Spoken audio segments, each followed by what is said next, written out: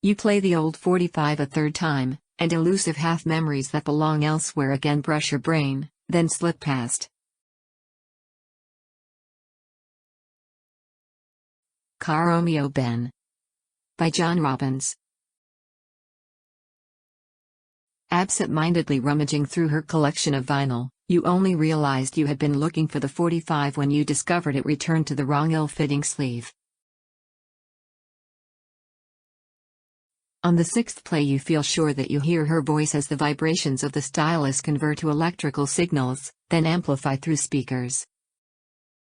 No, not evidence of electronic voice phenomena, the sensitive stylus is catching in thumb and fingerprints deposited on the disc years previous.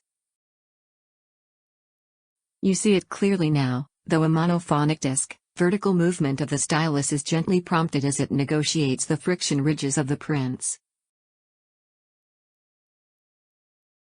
Nameless sensations bathed in old light are coaxed from the vinyl as the tenor lament of Beniamino Gigli speaks of a languishing heart. Caro Mio Ben. Credimi amen.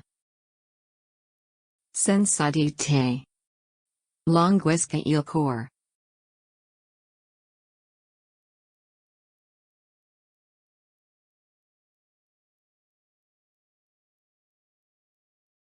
In her absence, how easy it is for you to love this woman whose every nuance of behavior you came to find intensely irritating.